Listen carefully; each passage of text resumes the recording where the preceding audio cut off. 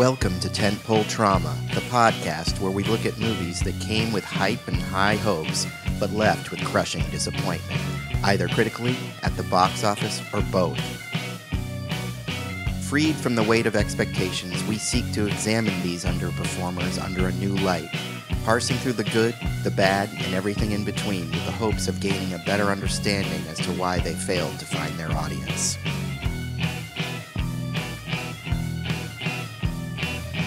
Warning, there will be spoilers, so if you haven't seen the movie that we're discussing today, I suggest you stop the podcast and go watch it. Then when you come back and listen, you'll get more out of the discussion. On this episode, we explore the 2017 cut of Justice League.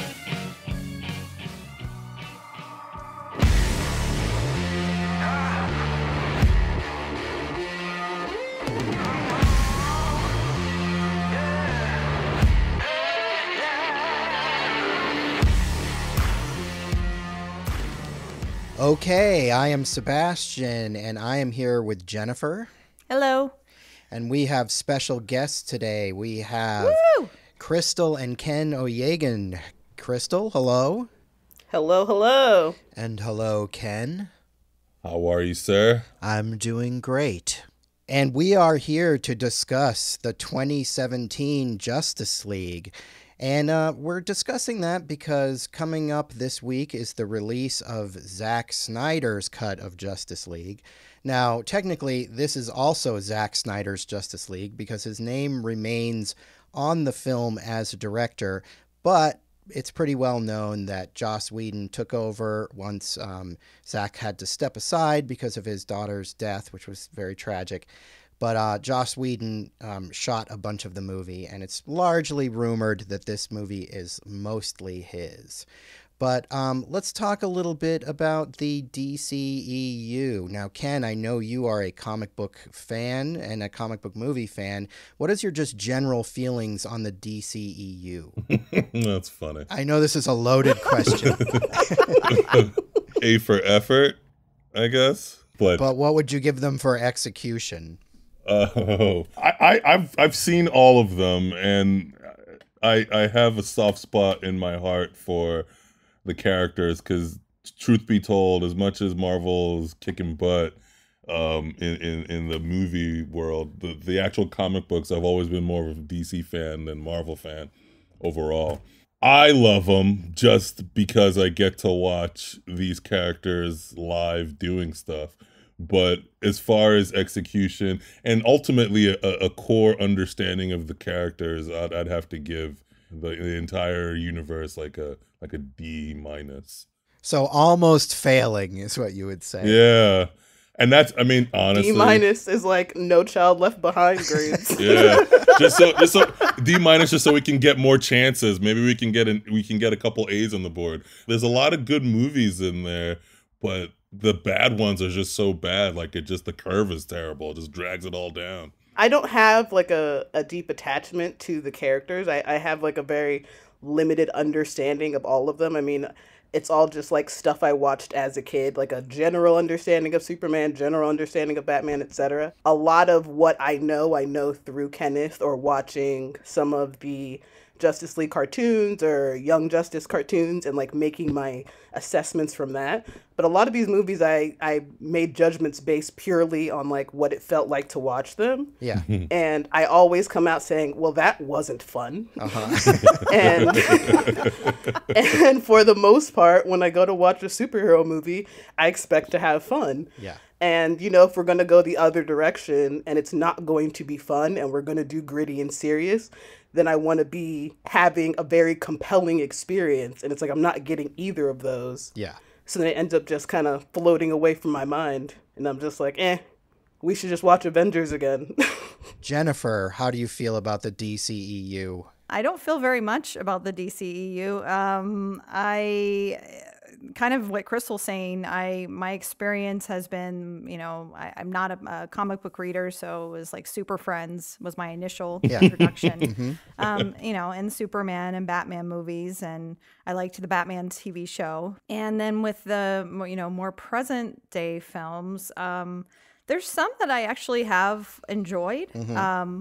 You know, I liked Aquaman. Yeah. Aquaman was fun, and I liked Joker. That counts, right? Kind of, yeah. Kind of. I mean, I know it's not, you know. Technically, but, it's yeah. not in the same universe as the movie we're talking about, but it counts. It was, you know, Kind of. obviously it's a DC movie. Sort of, yeah. What I did not like, which everyone here knows, and Crystal and I talked about extensively, was Batman versus Superman. Which I really, really, really, really, really. I seem to really remember did not you like. saying you didn't really like that one. I think she said really about 12 times when she told me how much she really did not like it.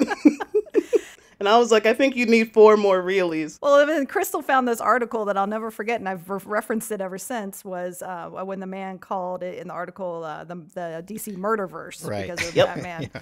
And sociopathian or something like that. Yeah. Like, there were some really good zingers in there. And yeah. And it's not even, you know, I don't even have a problem with really Ben Affleck as Batman, but that one film, like, and there's not many films like that in my entire like liking of film history where I'm just like, I hated it so much. Oh, wow. But that was one. So that, I mean, I have to make mention of that because that's definitely a big ding against DC. Well, I understand, but I didn't hate that movie nearly as much as you. I am a fan of Batman big time. Batman is my number one. It's sort of weird with me because for me, Batman is my number one guy.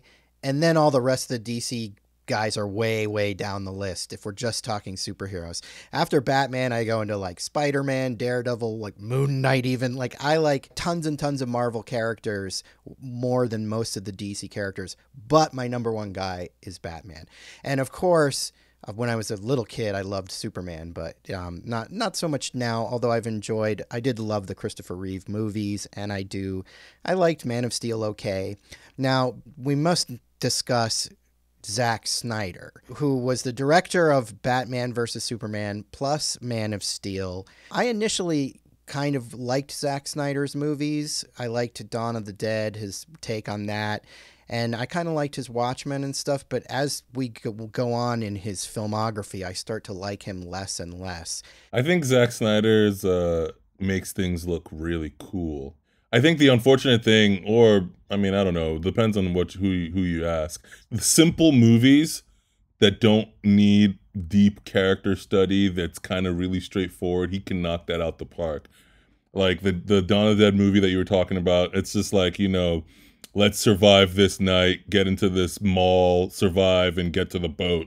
You know, it's kind of straightforward. Bunch of people, you know, in a contained space trying to survive. Same thing with 300. It's literally like, oh, these Spartan guys, let's survive the Persian invasion.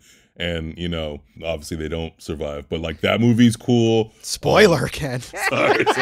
Like, those two movies to me are my favorite Zack Snyder movies. When he gets really ambitious is when things start to, like, you start to see the deficiency in his approach, because it's like things look really cool. Like, I actually do enjoy Watchmen. I think Watchmen looks cool, but I've read that comic and it's not the comic book, and it probably should not have been made unless you could have made it a TV series. You know, I think it looks cool and it's super fun, you know, and the fight scenes are amazing, but as far as the story itself, it's kind of flat. And then that's the same thing with pretty much everything else he's done. I actually like Man of Steel. I see what he was trying to do, but I also understand the big criticisms that have followed that movie. I don't like Batman v Superman very much.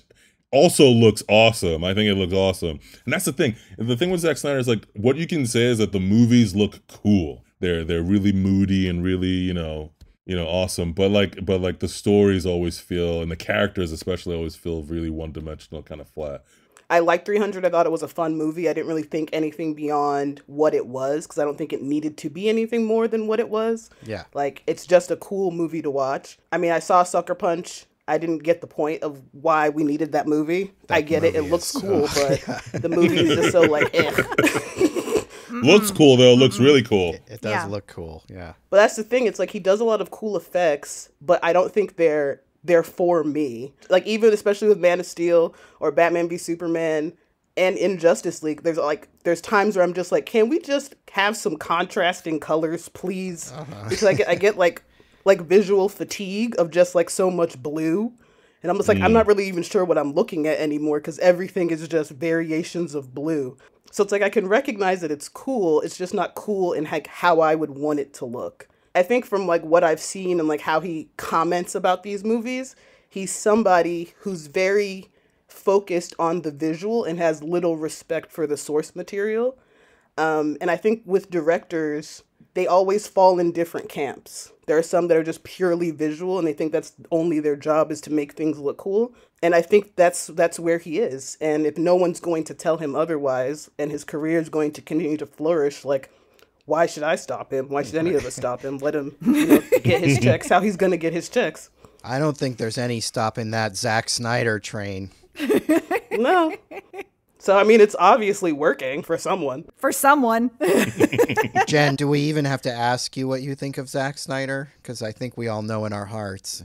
No, you guys pretty much know in your hearts. It's like, I agree with what you guys said as far as like, I think he is super visual. I believe he got his start in music videos, which makes sense. That is true. I totally agree with Chrystal as far as like, I get the battle fatigue. I get battle fatigue when it's choreographed well and looks well, if it goes on for too long. But then it's like, we have this, and again, it's shot well, but it's just like, it's so dark and it goes on for so long. And that's like with Batman v Superman, like it went on for like an hour. It felt like it just, and I don't even remember. I just was like, what, who had I was watching Justice League and we'll get into this, but I was like, oh, was this what I had, like, it's like my memory had been erased from Batman v Superman. Just like Crystal.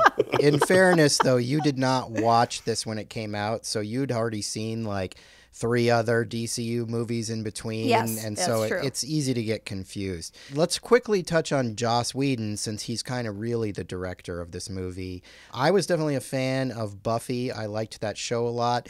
I've liked a lot of the stuff that he's done since. I wouldn't call myself a Whedonite or anything like his super fans.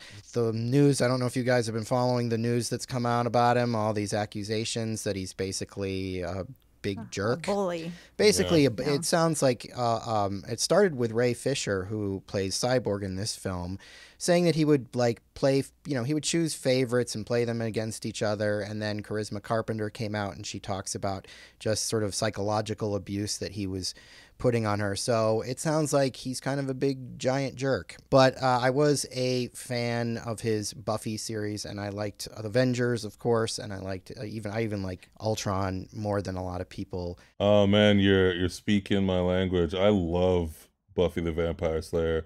I love Angel. I like that show those too. Those are my two. I even really, and this is funny because not a lot of people would even say this, but I love Dollhouse. Yeah, I think Dollhouse is a dope show, and I'm pissed that it got canceled. I thought that show was awesome. I didn't actually get into Firefly, but I love Serenity, the film, the feature film version of Firefly. I love that movie. And me too, like you, Sebastian. I actually kind of really like Age of Ultron. I think it's a perfectly good B+, A- Avengers movie. I'm into it. With the recent allegations, it's kind of sad, kind of sucks. I've always liked his work, but I think his work exists in a very specific sphere. I've enjoyed stuff that he's done, but I think it's never been to his credit. I've just never really thought about him, like, and his involvement to it. It's just things that I've just like, oh yeah, I like Buffy. Oh yeah, I like Angel. Avengers is great. Age of Ultron, I enjoyed it, but I just never really think about Joss Whedon. I think it's one of those things where I don't particularly see his particular style when I watch those things. When I think about him taking over Justice League from Zack Snyder, it's always seemed so strange to me because Zack Snyder is so stylized. Yeah. So it's like to go with somebody who has more of a almost like a blank palette, but also willing to go full rainbow. It just doesn't mesh. It's like they clash because their ideologies are actively in combat with each other. You know what I mean? Yes, I totally know what you mean. I think that's what you see when you watch Justice League. It's like we go full blue, but then there's a little color, and it's like, wait, no, you're throwing me off. But it's like we don't know which way to go because it's like we're almost watching Batman v Superman thrown together with Avengers, and we're all just supposed to like get it. you've got one director who's really worried about visuals, and then you bring in this other guy who's really known for character and dialogue, which is great. You'd think maybe those two things will balance each other out. But I think maybe they would have if they had actually collaborated together on the movie and it hadn't been one guy started the movie and then left and another guy came in.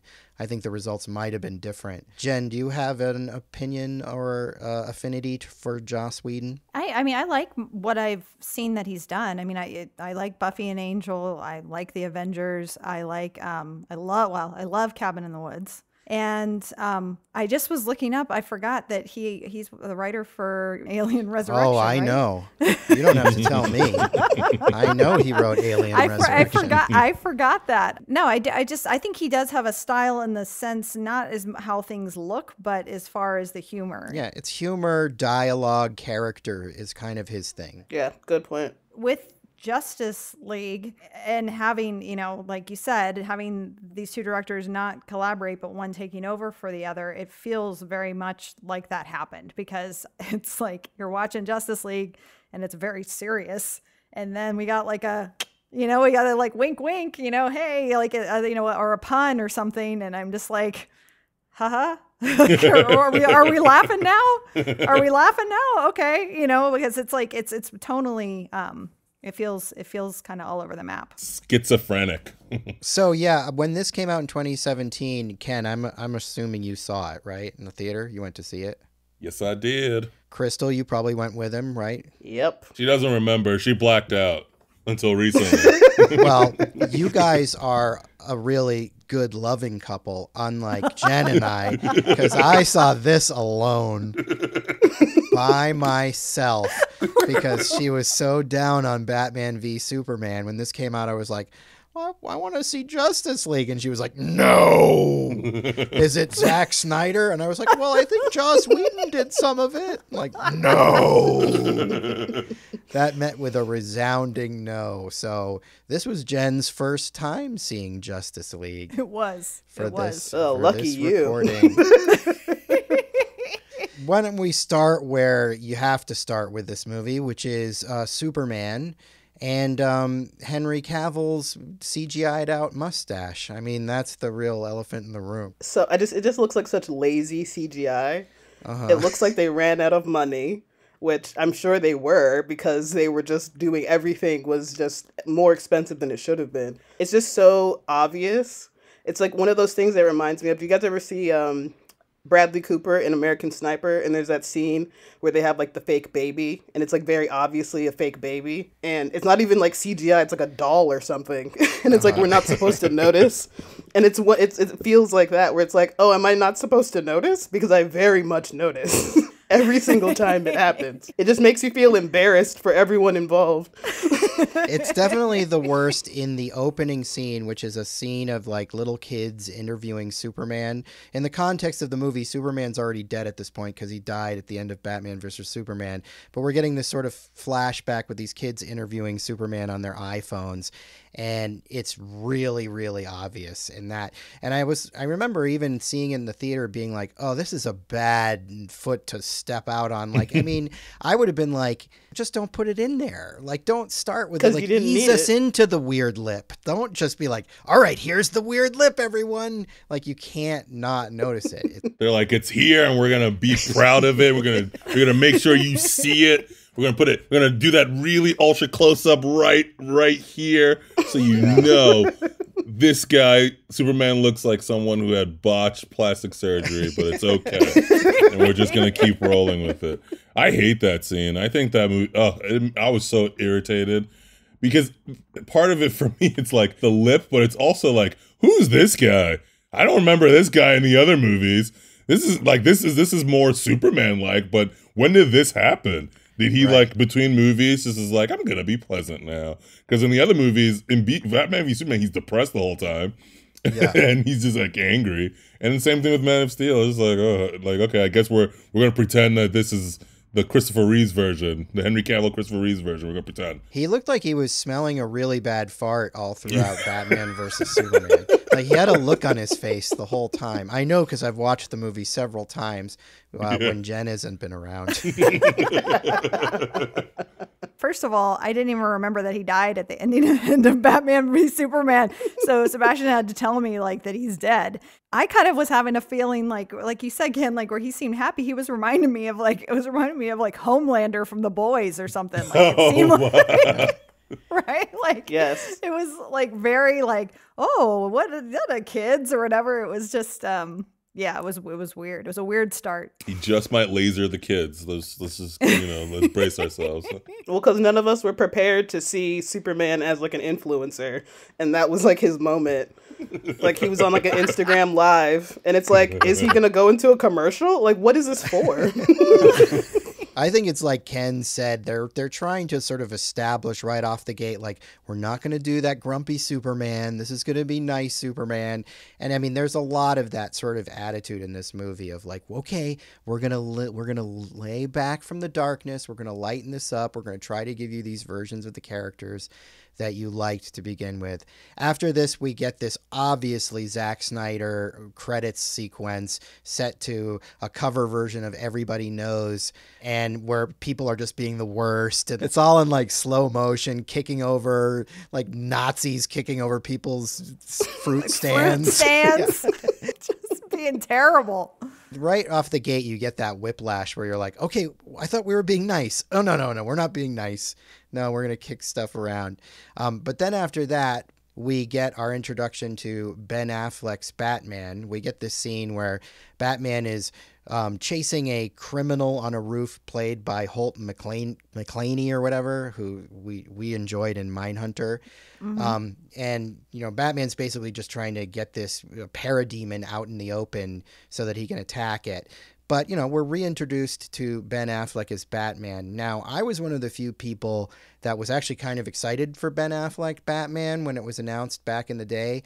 Despite the fact that I thought he was a terrible Daredevil, I figured, well, I think Ben can pull this off. And I do think he did. I think he more or less pulls off Batman. I agree. I think he's a little bit better in Batman v Superman just because I feel like he is able to maintain the tone of that film, and I feel like this film doesn't give him the opportunity. I also feel a little bit bad for Ben because I know he was going through some personal troubles, and he kind of looks it in this movie. He looks a little puffy. I think he might have been hitting the sauce, but I still think he's a pretty decent Batman. Ken, what do you feel about Ben Affleck's tenure as the Dark Knight? I'll be honest, when he first got cast, my reaction was like, oh, this is awesome. This is comics accurate Batman. I have an issue with not casting per the dimensions of the character. Like mm-hmm. Batman in the comics is a big 6'4", 225-pound, muscular, like jacked guy who just so happens to also be like a super ninja. Like that's like Robert his Pattinson's going to be rough on you, isn't it? Oh, I'm not into it. I'm not into it. But like, he was a terrible Daredevil because Daredevil is not a 6'4", 200 and something pound. He's just like, 5'10" ninja man. So, Charlie Cox is, to me, I was like, brilliant casting. But with Ben Affleck, I was very excited. I think he's a better Batman than anyone has been Batman if I'm basing it on comics accuracy. I just wish he was in better movies. I think he's a better Batman and Bruce Wayne, frankly, than Christian Bale was. Definitely better than Michael Keaton, because I don't even know what, like, that guy. I mean, it's classic, well, it's fine, but like, if I'm looking at, the Batman cartoons or the comic books, and it's like, Michael Keaton, okay, this doesn't make any sense at all. But so I loved it, and like you said, Sebastian, Batman v Superman a lot better than Justice League. He was very puffy. So Batman v Superman, he was like in tip top shape. It was fantastic. I like a lot of his scenes in that movie. It's just the story's dumb. When the casting first came out, I thought it was an odd choice, but I think that's mostly because I often expect the worst of Ben Affleck, and he consistently proves me right. I do like Ben Affleck. I think he's talented. I think he's cool. Even though I didn't like Batman v Superman, I understood why that choice was made. I would have preferred him to not be a murdering psychopath, but, that's not his fault. Yeah. It's not on Ben Affleck. He didn't make those choices. But I thought he looked dope. I thought he looked really menacing. I thought he looked like, this vigilante of the night. In Justice League, I thought through the whole movie he looked uncomfortable. And it's like that puffiness that we're talking about. It's like everything looked too small. Everything looked like kind of a struggle. And it's like, is this supposed to be like a lead up to like Batman retiring? Because he looks like he's really having a hard time with everything. And that doesn't mesh with like how I see Batman, because Batman is not like, Batman is such a cool, stoic leader detective that you won't see him sweat. You know, like that we're not going to see that of Batman. He will go and be in pain by himself and figure that out himself, you know? So much of the discomfort was very odd to me. And it's just like, Ben Affleck, you got to tighten it up, get it together. Yeah, he seemed like just kind of like beat down. Yeah. And it did make me like really, I mean, I know it's always been that Batman is not someone who has powers. He's someone that has gadgets and money, and you know, he's just a cool, smooth guy that, you know, gets shit done. But in this, I really felt like, even though I know he doesn't have powers, like I still placed him up with the superheroes, like in the same league, because he makes up for it in other ways. Yeah, he's always presented as being so ahead of the game, both in terms of his intellect and his preparation skills, and his, you know, his money allows him to have all these advantages. I always say, like, whenever anybody's like, who wins in a fight, Batman or so-and-so, I'm like, Batman. He wins every time because he figures it out beforehand, because he's about prep. He's like one step ahead, and and in this, I felt like, he was a couple steps behind. Couple steps behind. He was going through it. Like, I felt like he was going through it for sure. Like, Ben was having a tough time. Yeah, not the best of Ben Affleck Batman. I will say this about the Ben Affleck stuff. I do really kind of enjoy Jeremy Irons as Alfred in this movie. I think he's like a fun presence, not a comics accurate Alfred, but I think he kind of adds a nice little touch to it. I was just telling Ken earlier when we were rewatching it that as much as I love Jeremy Irons, I really don't like him as Alfred. And I don't know what the thing is that I don't like. I think what it is because of the added jokes, there's too much joking back and forth. Like, if we got the super serious Batman and then Alfred was doing all the little wisecracks, I think I might understand the dynamic where it's like, you know, he's just kind of like trying to lighten it because Batman's so serious. But it became like this goofy odd couple pairing. And I was just like, I like Jeremy Irons more than this. He deserves better. Let me ask you this, because there's so obviously humor injected into this movie. Do you feel that like the addition of the humor, we'll talk more as it applies to some of the other characters, because there's obviously one character where it really applies. But do you feel that it doesn't work so well with Ben Affleck's Batman? That is the worst thing anyone's ever done to Batman. I think it's criminal. Worse than Batman and Robin? You know what? Yeah, because at least Batman and Robin's like, you know, Joel Schumacher's like, nipples, this is what we're doing. And I'm like, all right, I guess that's what we're doing. So I just accept it. You know, I hate that movie, but I'll be honest, Justice League is worse. Because the thing is like, you know, in Batman v Superman, no matter what everyone thinks about that movie, what we see is, Batman working out, Batman being a scientist, Batman prepping. You know, when he's ready to fight Superman, it's like, oh, Batman's got this whole thing wired up. The choreography and, you know, whatever, it's not the greatest thing in the world, you know, it's fine. But at least in that movie, you're like, all right, Batman's on, you know, he knows what he's doing. He's got a plan. He's going to do it. In this movie, like, Batman is he's almost like a clown, man. And with you, he's my favorite character. He's my favorite character because the whole point of him is, this is someone who took his resources and just worked, like sharpened his body and his mind to just be that good. But in this movie, you know, it's like, oh, I think I'm bleeding, and it's like getting like he's getting pushed by Diana, and it's like the cartoon Batman wouldn't take this. It's so frustrating. It's you know, Joss Whedon should be put in prison for it. Jen, do you feel that Joss Whedon should be put in prison for what he did to Batman? I hadn't thought about what Joss Whedon had done to Batman until Ken just laid it down. I think Batman does have like a tiny bit of humor to him usually, like throughout the different, at least, you know, and there's a little bit there, but it's too much in Justice League. It's weird. I mean, I don't mind a little bit of, you know, Batman got a tiny little joke, but not like Batman got jokes throughout the whole thing. Like this was weird. All right, well, let's move on to Wonder Woman. How do we feel about Gal Gadot? I believe it is Gadot. I've heard people call her Gadot, but I think the proper Israeli pronunciation is Gadot. Oh, I love her. She could do no wrong. That's my take. No Even in a bad movie, she's great. She's great in her own movies, though, you know, the most recent one, that's a mixed bag. But I think it's one of those situations where when she was first cast, I'd seen her in the Fast and the Furious movies, and she was there, she was fine. But when she was first cast, I was like, I don't know what this is, but okay, I guess. And then you see her in Batman v Superman, and she's just so fantastic. And then you see her in her own movie, and it's like, oh my gosh, you're great. Like I feel like Gal captures the warrior, like Wonder Woman, for whatever reason. I don't know, like they happen to get this one particular character perfect.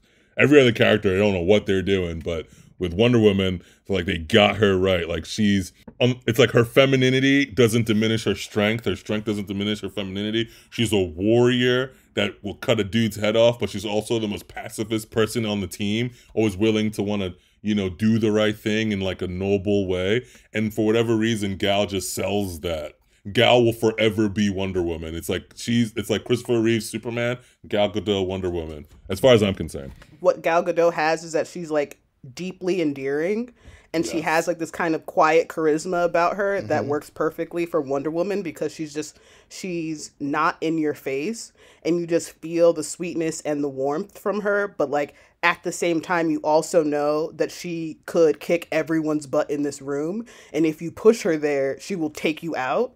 I don't like how in Justice League she's kind of put to be sort of like the mom in some ways. It's like she's supposed to like kind of rally up the boys, which I think is just a really lame thing to do to the woman in the group. I mean, again, that's not Gal Gadot's fault. I think she's doing awesome. I think it was inspired whoever thought of putting Gal Gadot in that role, especially because she wasn't really anybody was checking for at that time. Yeah. It was a good call.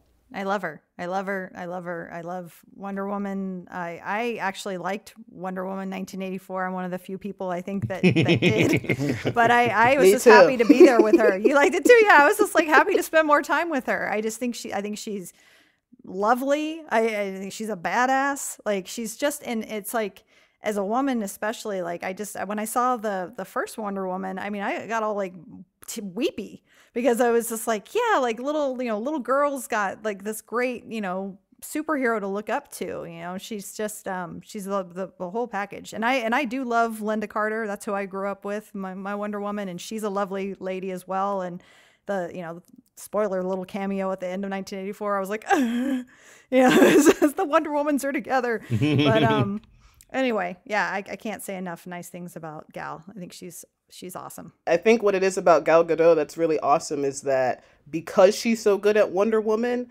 when things go wrong in the movie, you kind of let it slide, because it's like, Wonder Woman is not a perfect movie. 1984 was nowhere near a perfect movie, but I so love her as Wonder Woman that I'm like, you guys, stop complaining. It's great. Like, it's fine. We don't need to think about all these other things. It's fine. Like, you're picking it apart. And it's like, obviously I'm biased just because I love her, but it's like, when you get casting right, you start overlooking a lot of flaws, because it's like, I had a good time because I have a good time watching her. I'm glad you brought that up, because I feel in the case of this movie, she kind of comes out the best, because she maintains her character really well throughout this movie. I am a big fan of her too. I especially love the first Wonder Woman movie. I enjoyed Wonder Woman 1984. I just think it didn't have enough of her in it, honestly. Yeah. I do really like her. I think she really knows how to operate like within her zone. Like, I don't think she's the most she's not Meryl Streep or anything, but like she's perfect for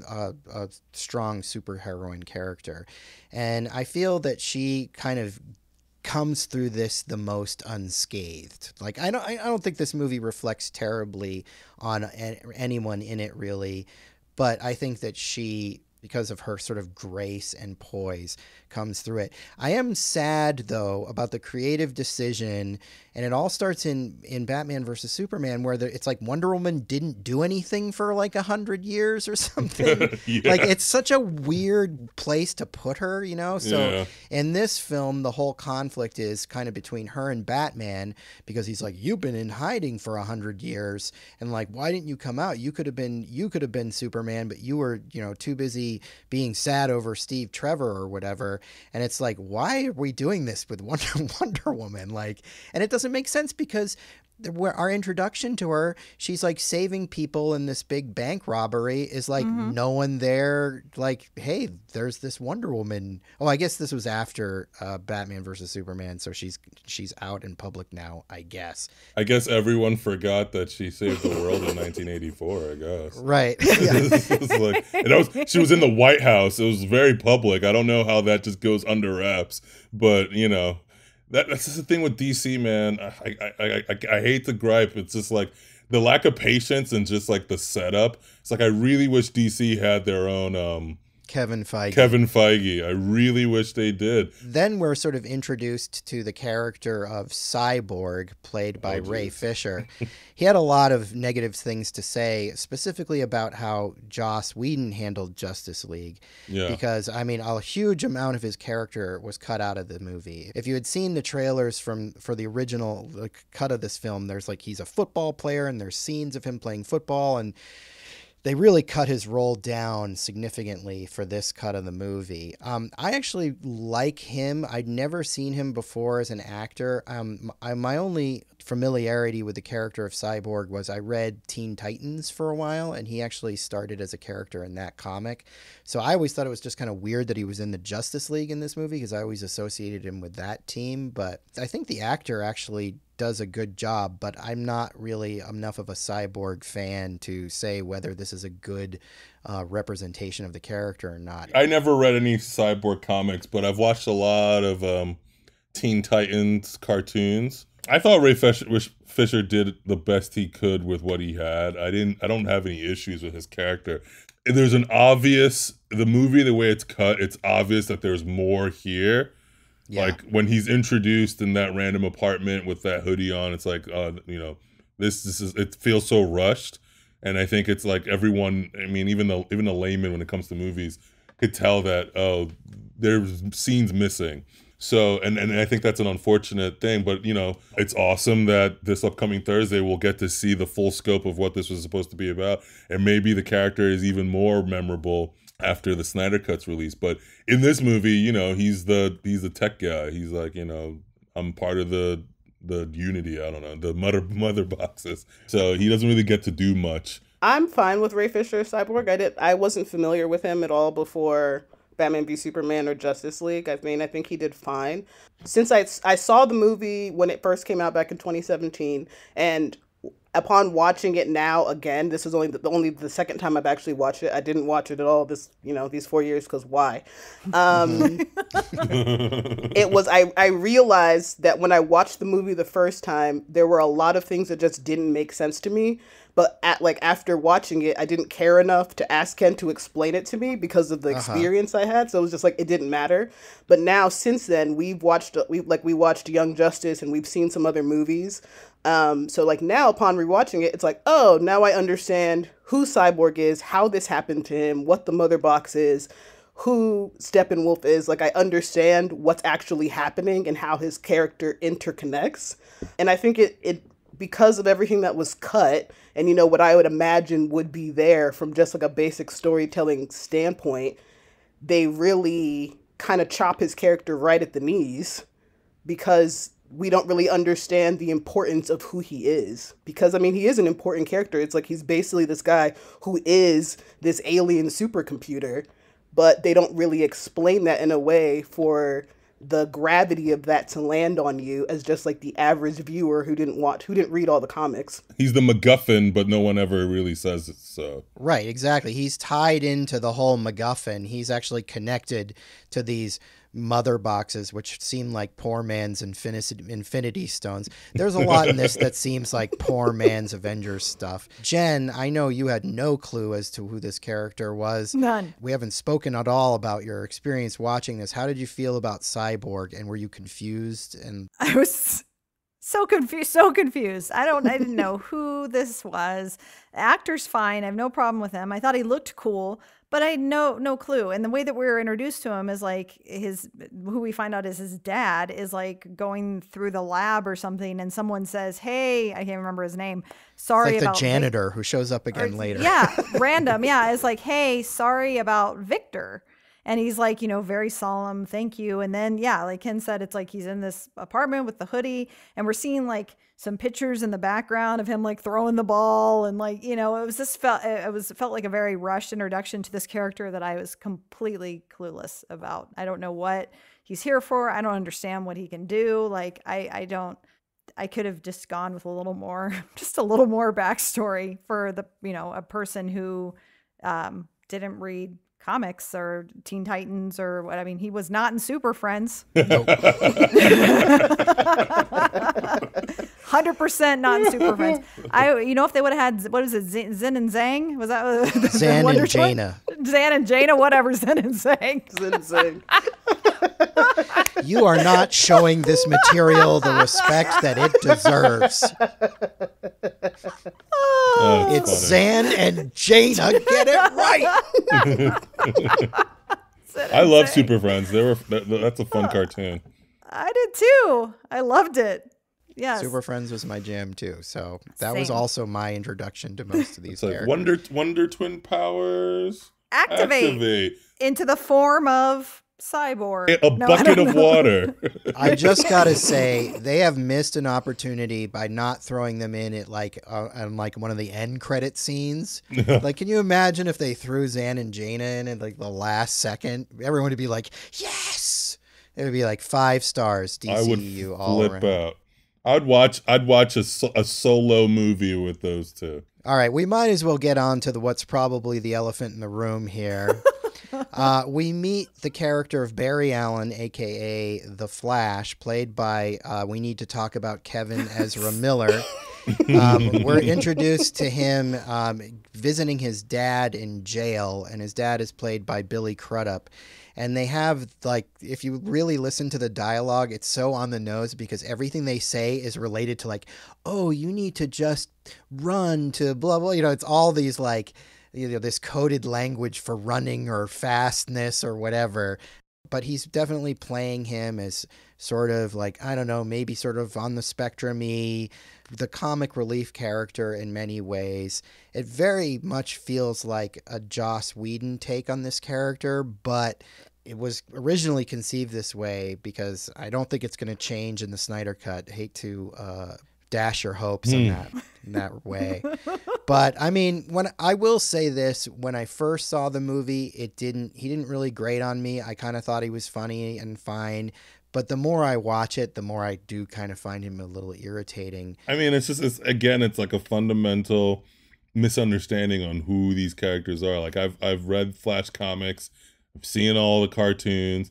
Flash is not comic relief. He's like a serious crime scene investigator, like a legit borderline detective. And, he's a tough guy. Like, I mean, comic relief, maybe Kid Flash, but it's definitely not Barry Allen. Barry Allen's very serious. I mean, and this is the thing with this movie. It's like you don't know the background. Barry Allen, his dad's in jail because he's been falsely put in jail for killing his mother. And Barry Allen's trying to prove his innocence. That's some serious, heavy stuff. You get no sense of that in this movie whatsoever. We don't even know why his dad's in jail. We get that he wants to prove his innocence, but the idea that your dad's in jail for people because people think your dad killed your mom, that's some serious, heavy, emotional stuff that you can mine. But we don't do it. And then the biggest travesty is I don't know if Ezra Miller has ever run before. Yeah. And I don't know if he's ever seen anyone run. Because the way he runs in these movies is so annoying to me. it grates on my brain. He flaps. It's almost like he's like, are they trying to say he's skating on the Speed Force? Like, I don't know what he's doing. I think they might be saying that. Yeah. He's like this. He's like, whoof, whoof. And he's like, he turned. I'm just like, have you never seen the Olympics? Like, running is running. I don't know what this is. For people listening to this, Ken was flapping his hands. Oh yeah.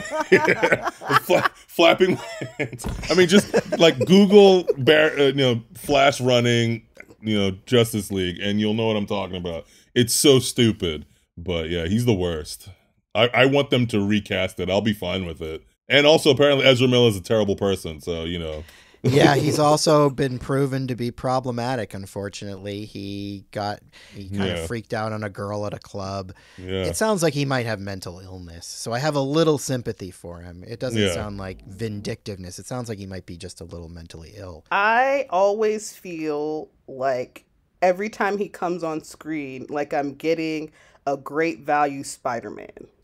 Like I'm getting discount bin, off-market, generic Spider-Man.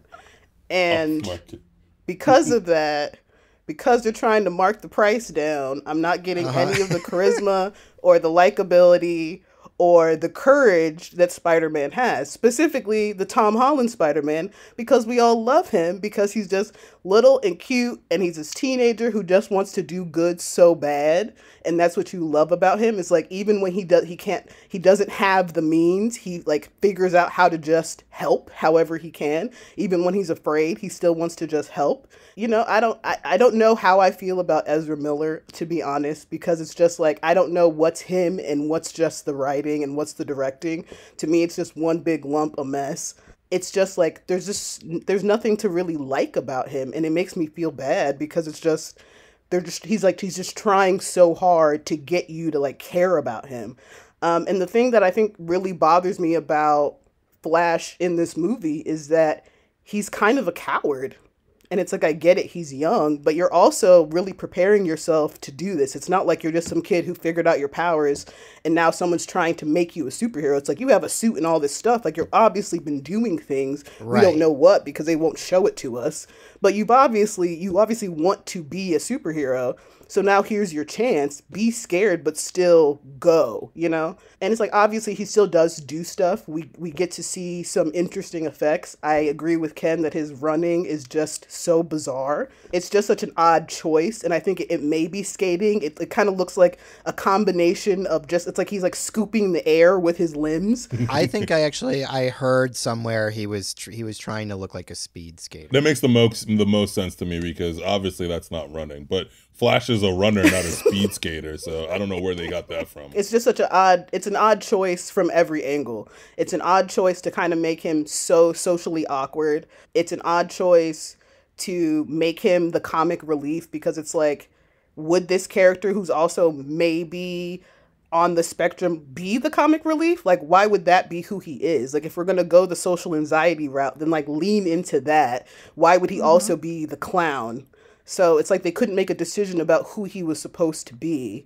Like, if he's supposed to be like the plucky kid, then let him be that. I'll give him one little bit of credit in that I think the scene where Batman comes to his his crummy loft space or whatever and recruits him, I think he does good in that scene. And as far as like playing the comic relief part that he's given, I feel like in that scene it works pretty good. I like when Batman throws the Batarang at him and it slows down and he grabs it, and I like their exchange. I think that's where it works the best, not so much in the rest of the movie necessarily. I do like the scene that you were just talking about. I thought that, and I do think some of the effects are cool with him as well. I don't really have any attachment to the Flash. I do, however, think about Ezra Miller because when he came on screen, I was like, I know this guy from somewhere. And then you said he's from We Need to Talk About Kevin, and I was like, oh yeah, that kid, because I've seen that movie a couple times, and it's like it just is burned in your brain once you remember. Like, I kind of felt like the whole time, I don't know, and bless his heart because it's not his fault. I mean, he played that role and he played that role really well, but that's kind of all I could see when I was looking at him because he's kind of his characters a little off, you know, Yeah. because we're not really sure what he's supposed to be doing. And I'm like, is he going to kill everybody? I don't know. I mean, because that's how, but spoiler, that's what happens. And we need to talk about Kevin. So I'm just kind of like I'm just a little uneasy with him the entire time. I don't know how I'm supposed to feel about him. I'm also just like, that's the only other reference I have from him. And it is such a, like, it's just when it's, you know, and again, it's not his fault as an actor. It's just like, but when you've been in a movie like that, it's just all of a sudden when I knew that was him, that's all I could really kind of think about. So then it would really be the Murderverse. He's in the Murderverse, right? I mean, anything goes in the Murderverse. All right. Well, now we got to talk about my man, Aquaman. Jason Momoa as Aquaman.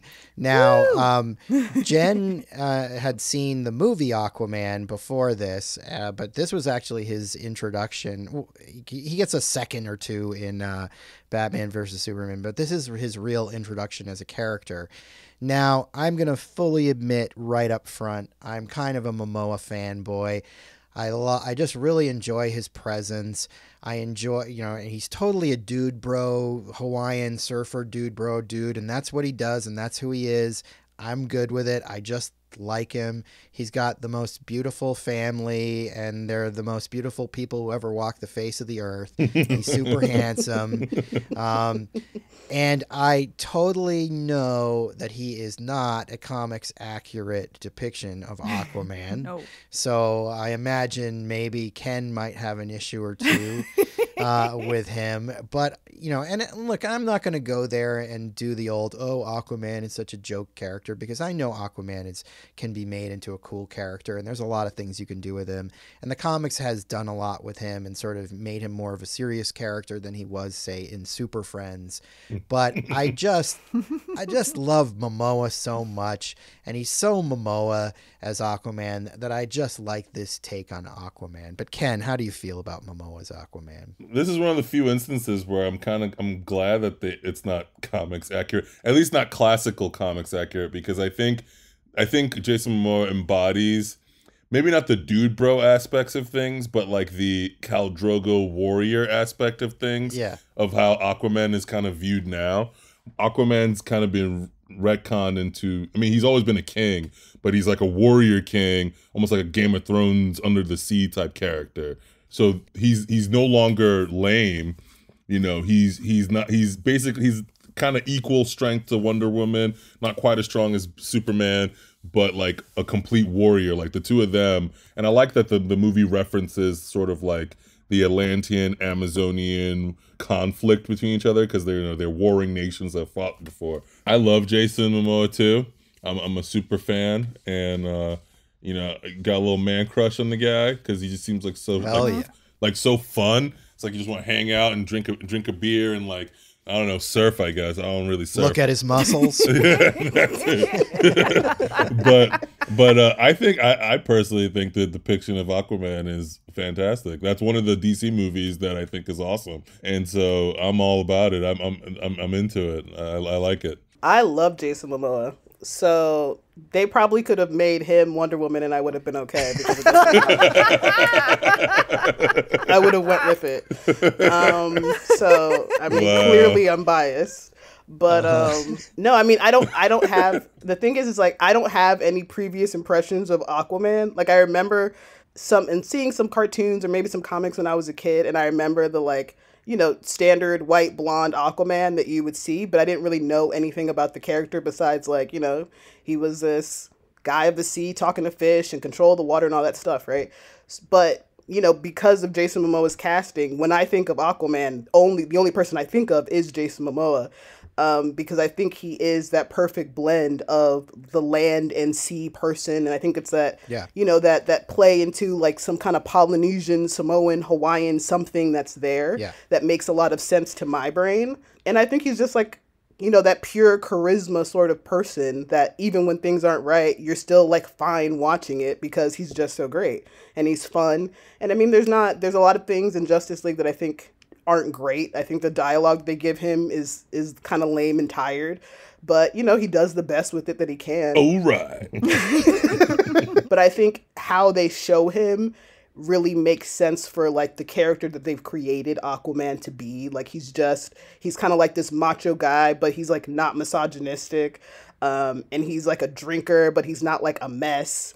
And it's like this perfect blend of the guy everybody wants to hang out with, who's also got like this great hair. He's Sea Thor. Sea Thor. Yeah. He is Sea Exactly. Thor. That's exactly what he is. So it's like, you know, it's all going to be okay because we just want to go to the party. Can we get an invitation, please?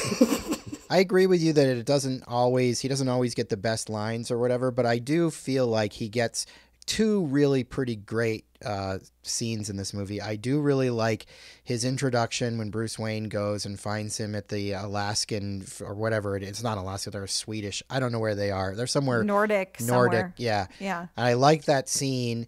I'm actually looking forward to see how it plays out in the Snyder cut, because one thing that kind of ruins that scene for me, I like the scene in the bar, but then they go out of the bar and Momoa goes wandering into the ocean, and you can totally see that they reshot some bits of it because he's sitting like waist deep in the ocean in some of the shots, and then they cut to him like totally in front of a blue screen, like just to add a few lines, and it just kind of bothers me because it looks so obvious. So but I really like his introduction in that scene, and the whole way he's just kind of like, yeah, I don't give a crap about this. And I like the way he makes fun of Batman. He's like, you dress up as a bat? And I like when he shows up in Gotham and he's like, oh yeah, dressed as a bat. Yep. I dig it. And then I like it. yeah. And then I love the scene where he sits on the lasso tree and he starts pouring out his guts like, yeah, we're probably going to die here, but like, you know, and you're just gorgeous or whatever. I don't want to die. I really love that moment. And I'm so happy that he gets some decent moments. Jen, how did you feel about, I know you like Momoa as Aquaman, but did you like him in this movie? I do. I think actually the humor works with him. Yes. Because he's got such great delivery, and yeah, I mean, as you know, I love his solo movie Aquaman, especially with James Wan at the helm. It was like can't lose. Your favorite director, yes. But yeah, he's just a delightful man, and yeah, I'm in love with his whole family. Lisa and Zoe and Lenny and he are friends, and it's just so many beautiful people being. Yeah, great. They're like the perfect human. Yeah, beings. they're just like I just love. So I think he's a perfect Aquaman, and he's just always a fun presence. He does unfortunately get the most baffling scene in the movie where he goes to fight Steppenwolf in the underwater world and like Atlantis, and then he has this weird conversation with Amber Heard as Mera, and like still to this day I'm not really sure what's going on there. No. She's like, you got to go save her. I mean, it's basically she tells him that he's got to go help and fight the fight or whatever. Yeah. But it's such a weird scene. But, you know, on that note, why don't we get on to what I think is the nail in the coffin for this movie. Mm-hmm. And that is the supervillain that's taken a magic carpet ride and is born to be wild. And that is Steppenwolf. At least as conceived in this version of the movie is, I think, terrible. He's totally, you know, as Crystal might put it, off-brand Thanos, right? Like great value, great value Thanos. He like the CGI is just so video game. Like it would be good for a video game, but like we're in a movie here, and especially after Thanos, it's just really terrible looking. And, you know, he's voiced by Kieran Hines, the British actor, who's an actor I like, but, you know, I don't know. This character just sucks. I'm not a huge fan of, like, the mother boxes and the whole MacGuffin element of this movie. It just, again, feels like off-brand Infinity Stones. The whole thing, you know, I know in the comic books there's probably more to it, but just this I feel like this is a really bad choice, both as a villain, and I mean, if you know the rock band Steppenwolf, you can't help but giggle every time his name is said. I mean, it's awful.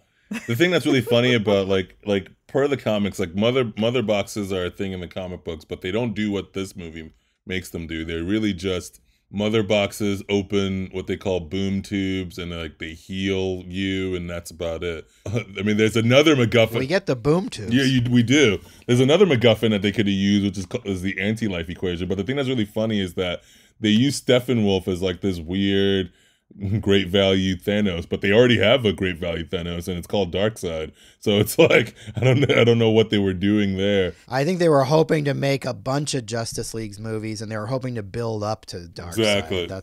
That was the hope. But it's, we don't know, like with Thanos, he has a really rich motivation.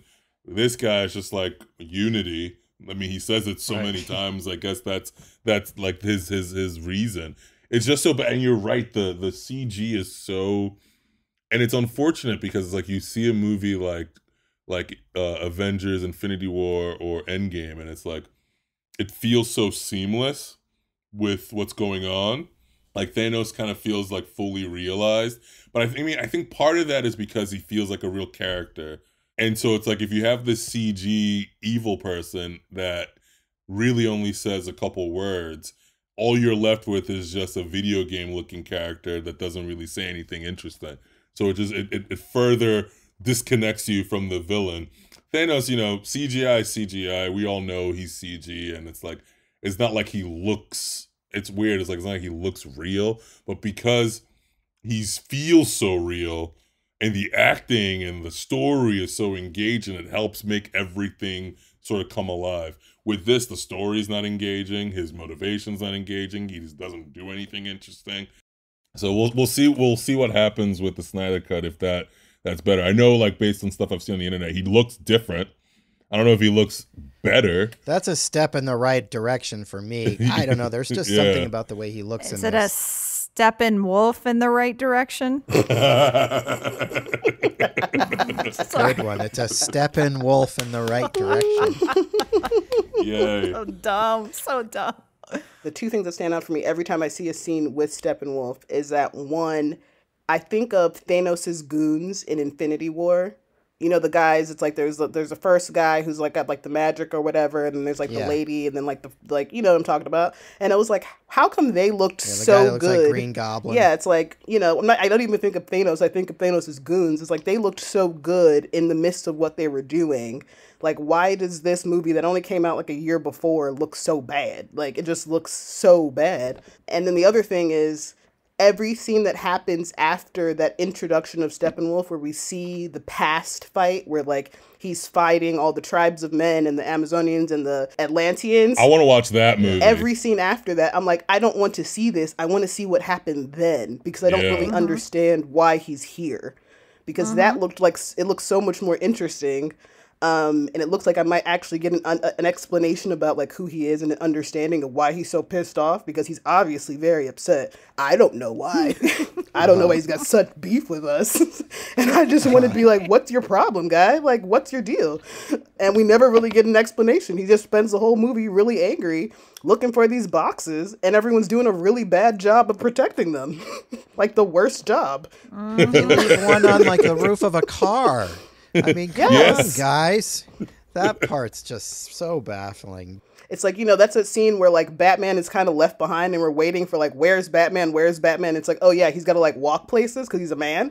But it's like the Batman of like who I know Batman to be would never have forgotten that mother box was there. He would have already been thinking ahead of time of like, we have to protect this. As much as we're trying to wake up Superman, we have to protect this thing because it's the last piece. It's like Batman would have already figured it out, had a safety recourse plan to make sure that Steppenwolf would have never got that mother box. I don't know what's going on. That was it. Like, I don't understand. I feel like Chrystal just put it into better words, because I was like, I need to know more about, like, I don't know why he is just so pissed, and he looks like a good video game, I guess. I don't know. I just like, I could not. I mean, he could have been in Batman v Superman for all I know. That could have been the villain, because I don't remember what that guy looked like they were fighting there. Like, that's how, like, it's so just like a blur. I know who Thanos is. I remember Thanos's goons too. Like, I can remember all of that. Like, I don't know what, like, I feel like have I been roofied during the DC films? What's going on?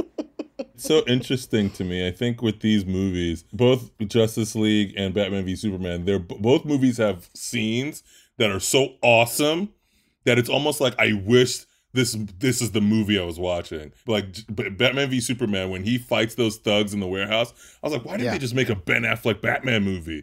I'd watch that all day, because this was the most awesome fight scene I've ever seen Batman in. Totally. I totally agree. In this movie, where Crystal was saying was like that scene in the past, we're talking Atlanteans, we're talking Amazonians, we're talking tribes of men, and Green Lantern Corps, and apparently Zeus and Athena. It's like, why can't we watch this movie? I was so upset. It's like, I want to watch this movie. Like, it's like both of these movies give you this one scene where you're like, oh, and it's kind of bittersweet, because like, man, that seems like such a better movie than what I'm actually watching right now.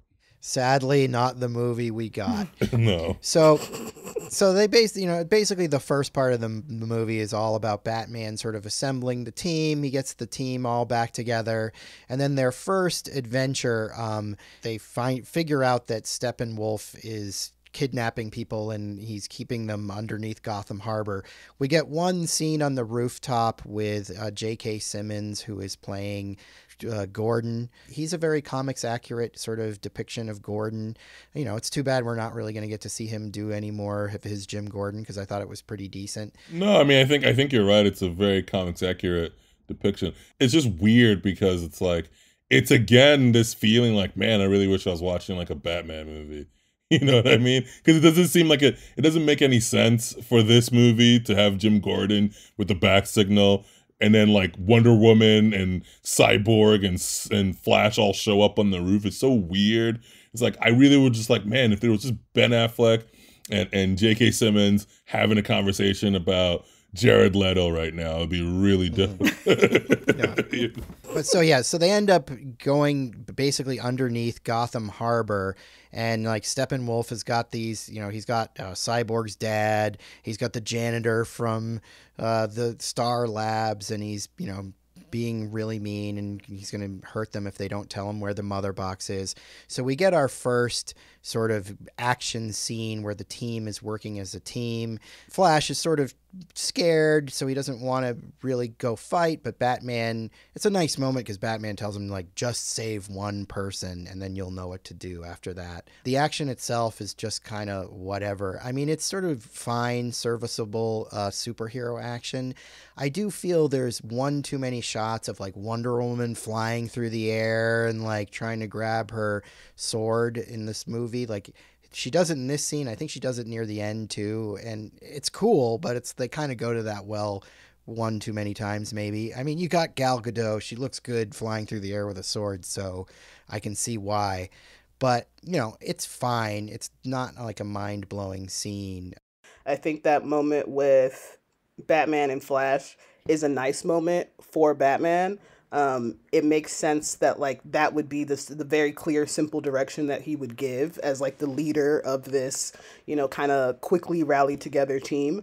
I mean, for the most part, it's just you're still we're just waiting for an explanation, because we're just watching people get murdered to get, for the Steppenwolf's trying to get information. And it's just like, what is he supposed to do with this information? It's like, okay, we're just finding the boxes. It's a whole setup for more questions, I guess. But yeah, I mean, it's one of those things that's kind of just like, I guess it's fine. It's a shrug. At least we get some action, especially after so much of, I mean, I think that was maybe like the first 30, 40 minutes of the movie was like the setup of the team and a lot of conversation and a lot of dialogue. I mean, one of my comments is just like, I think there was a better way to have Batman or Wonder Woman engage with these people in a way that's more visually interesting, especially because so much of it is just, conversations by a lake or conversation over the computer or conversation in a mysterious holdout or whatever. So it was just nice to finally have, what we all came there for, the superhero action. It's funny, when we were rewatching it, Crystal had made a comment about Batman's fighting style, in this particular film, and she was like, where's all his gadgets? Batman's always like, he's he jumps on someone, kicks them, and then he lands on the other side, and he secretly slipped on them some bombs and they blow up. Like, he's always thinking 10 steps ahead, which is one of those things that like made me think of the warehouse scene where Batman is doing Batman stuff. He's got the gadgets going, he's got the kung fu going. It's funny because it's like, I think it's one of those scenes where it's like a reactionary scene from like previous movies where they just like, everyone was like, oh man, you guys are fighting in the middle of the city, destroying things. I guess we'll put them in an abandoned silo. It feels so claustrophobic, and there's not enough room for people to actually move around and do anything. And it's dark too, so it's hard to see.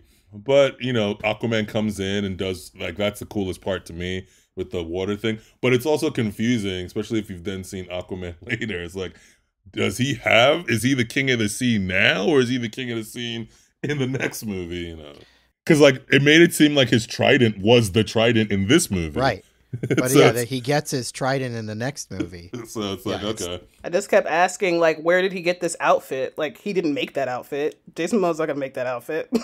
Right. He gets a similar outfit in Aquaman, but it's more true to the comics. But exactly, yeah. It feels like the movie Aquaman happened before this movie, but it did not. Yeah, that's what it feels like.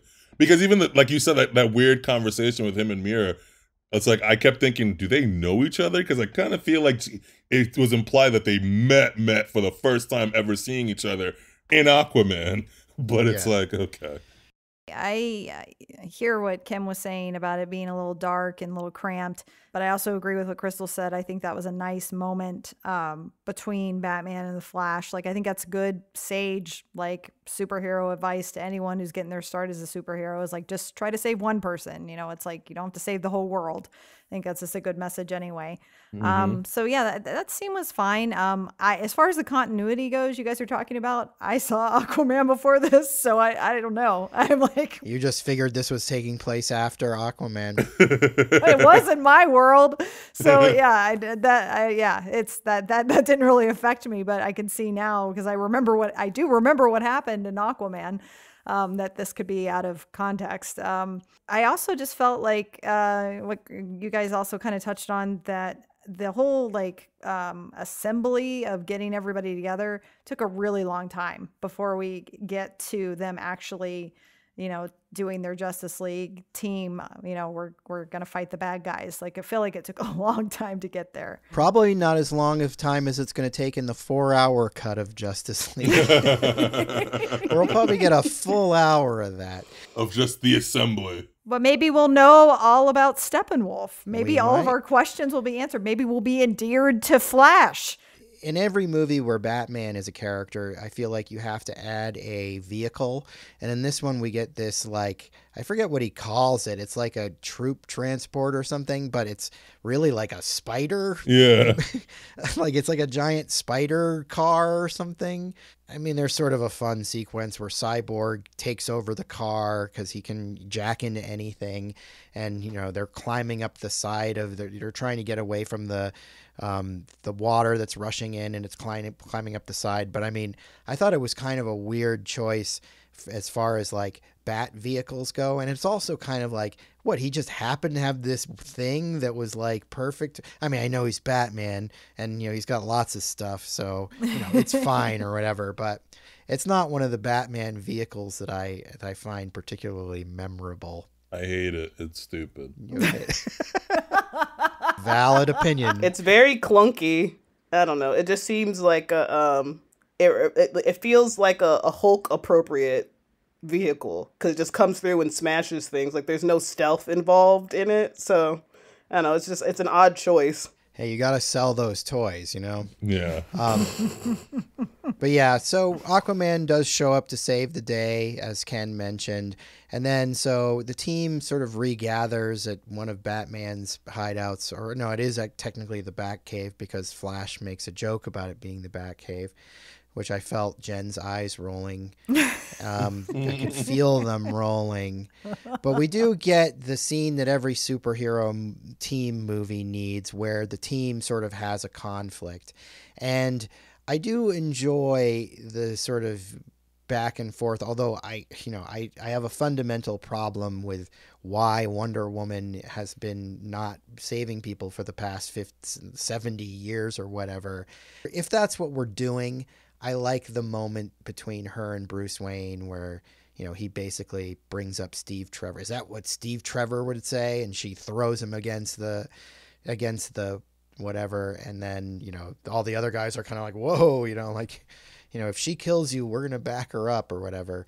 It felt like definitely a Joss Whedon moment. I have no idea if he wrote this scene or not, but it definitely felt like a Joss Whedon scene. It felt like it was a necessary scene. I get why it was there. I wasn't all the way there for the jokes, and I felt like how they had Batman behave was odd to me. He seemed like very stressed and desperate, which it just I don't know, it just didn't appeal to me. I think the low blow of the Steve Trevor comment, I could see Batman doing that to try to push something out of her, but in a way that was much more collected and reserved than how it happened in the movie. Yeah, totally. I totally know what you're talking about. I don't know. It's the whole movie.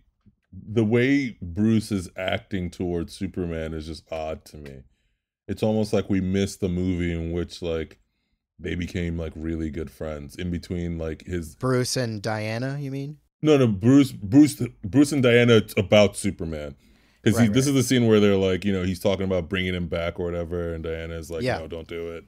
And the way he's talking about it just feels so odd because it's I literally just watched the previous movie where you basically wanted to stab him with a long spear, but whatever. let's forget about it.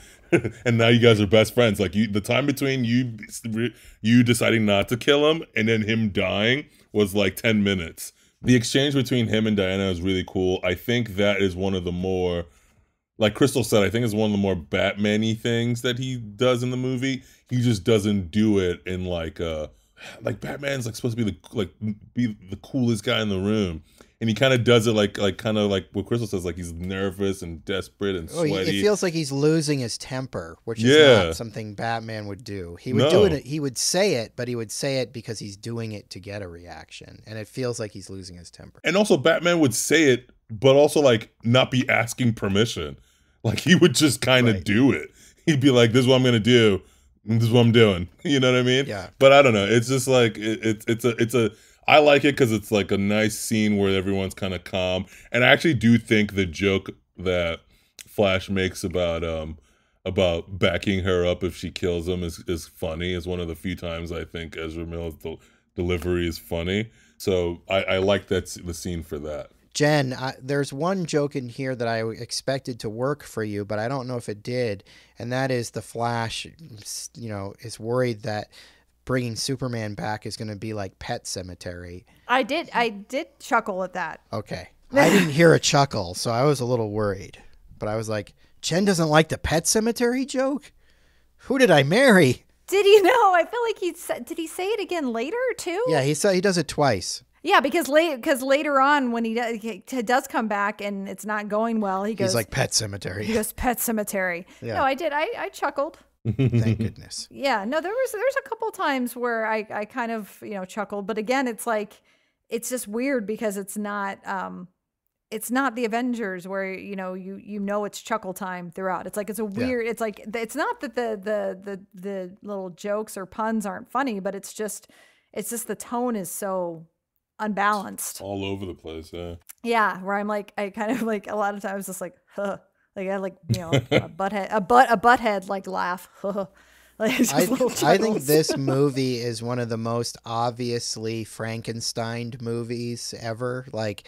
It's pretty rare that I can totally feel I can see the seams and I can feel okay, this they didn't do the first time, but this they did. I'm probably wrong. I mean, I think it's going to be interesting when we actually see the Snyder cut and he actually directed this jokey scene. Who knew? It'll be odd. But, if somebody who's familiar with both these guys' work, I feel this is Joss Whedon, this is Zack Snyder, and, they're two great tastes that don't taste great together, and it just feels Frankenstein-y. But, speaking of Frankenstein, the next thing they do is they bring Superman back to life. And again, to your point about the unbalancedness of it, we get a grave robbing scene with Flash and Cyborg. And look, I know they need to dig him up. Like, we've established that he's buried, but it's just such a weird scene. You're like, is this supposed to be funny? Is this supposed to be creepy? Like, what am I supposed to be feeling right now? I definitely had some feelings about it. It felt very unnecessary. And one of the jokes that Ezra Miller makes is about like how he could do it faster, but it feels disrespectful to do it faster because they're like digging up his grave. And one of the things that consistently bothered me throughout the movie was like a lack of urgency for this end of the world scenario. You know what I mean? It's like, is this not a big deal? Is this not like an issue that's like on a global scale that is imminent, and you're not prepared for it, and everyone seems to really be taking their time with everything? It just felt like very unnecessary, and it's just like, did we just really need to establish that Superman is here in this graveyard? I don't know. We could have just skipped over it. It didn't need any of it. It's the same issue that I think it's an overall DCEU issue. It's these scenes feel weird because they are weird because they're so rushed. This movie's like story is like a resurrection story about Superman, Steppenwolf story about whatever, redemption story about Batman, I guess, because he really wanted to kill Superman. And then, you know, we got to deal with these two characters that we don't know, we've never seen before, and kind of feel, you know, give them something and some sort of background. It's just, if there was time taken, like, even if that scene existed in a different movie that was more about Superman, I feel like it would be different because the whole setup would have been, you were taking your time with it. That whole thing is just so weird because it's so, the scene before is when they're talking about it. The very next scene is they're digging up a grave. The very next scene, they're putting him in the water. It's like, okay, I guess we're just going to keep going with this, whatever. It's just such a weird scene. Well, I was just confused because why was he at the harbor? Who? Superman. He was in Kansas. He was buried in Kansas. He was buried. Okay. But why did they need to bring him back to there to bring him back to life? They needed to bring him to the harbor because that's where the spaceship, the Kryptonian spaceship that had the water in it, that like because you don't remember Batman versus Superman, the big monster at the end of Batman versus Superman was General Zod's body transformed in the old spaceship from Man of Steel. Don't get me started about that. You can be forgiven for not remembering all of this, but this was all stuff from the other movies, basically. The only way they could bring Superman back to life is to put him in this water that it was in the Kryptonian spaceship. Okay. And use the mother box to resurrect him with it. And then they try to put the mother box in the water and it doesn't work. So Flash has got to do this thing where he runs around and then electrifies. To bring him back Frankenstein style. Okay. All right. That's a lot. That's a lot to get there. I'm sorry. Exactly. That's a lot. And confusing. In fairness to you. Stupid. And in fairness to me, glazing over, that was a lot to get there. Glazing over was the right call. It's just so dumb. Sebastian, I'm a fan of DC, and the fact that ship is basically supposed to be the Fortress of Solitude, and it's in the middle of this city. It's not in the ocean. The fact that Zod was Doomsday, all of it is dumb, and it makes me angry. But the net result is that it brings Superman back. So we get Henry Cavill in like without a shirt because I don't know, his shirt came off at some point. The shirt he was buried with came off so he can flex his like sexy undead chest. And then so he's brought back to life in his black pants and he flies off and then he goes to the memorial that was in Batman versus Superman that's now been all trashed or whatever. And we get this scene where he's looking at the memorial and he sees all the names of the people that died in the battle with him and Zod. And then the rest of Justice League comes to sort of, confront him to make sure that he's okay. Batman wisely stays behind because, the last thing Superman remembers is Batman being a jerk to him pretty much. And we get this scene where, and I remember when this came out, a lot of people thought this was kind of the best scene in the movie. I'm not sure I agree. There's definitely some kind of fun moments in it. But basically, like, Superman is like a rage zombie for whatever reason, because I don't know, that's just what you do when you come back from the dead in the DCU. So they're all basically fighting him, and sort of the best shot is Superman's grappling with Aquaman and Wonder Woman and Cyborg, and the Flash is running around him, and the Flash is going in super speed, which in this movie is in slow motion, and we see that Superman can totally see him. That is a really dope scene. I actually think that scene works, despite all the ridiculousness, his shirt off, the fact that his pants didn't get burnt off from the sky beam that happened, and it's like perfect and not charred or anything, whatever. But it's a cool scene. It shows. I think what's cool about it is that it displays like Superman's like over the top physical strength. Because you've got an Atlantean and an Amazonian demigod goddess character, and then like a super robot man, and all three of them can't really restrain him. And then on top of that, and I said this to Chrystal when we were rewatching the scene. I was like, this is creepy with how his eye just like moves and sees Flash, and Flash is looking at him like, oh my gosh, I'm probably going to die. And obviously, Superman is fast, but Flash, and I like how they did that because it depicts Superman's strength and speed, but also says that Superman is not as fast as Flash, just a smidge slower, because Flash is able to dodge all his hits. But he's keeping up pretty well, and it's terrifying for Flash. That scene specifically is really cool. I agree. I think it's pretty cool. I think it's a good way to show Superman's real abilities. I didn't understand why, like, what the problem was. Like, is he a zombie? Is he angry? Is he just disoriented? Like, it didn't really make sense to me. I guess I told Ken, like, it would make more sense to me if Wonder Woman wasn't there, because the rest of them are people he doesn't know, so it makes sense that he'd be on the defense because he's disoriented. But it's like, she's there, like, something has to click. And then also, it kind of made me wish that it was just, maybe now we're ready for the Batman v Superman that Batman kept begging to have, where they got to actually take down evil Superman.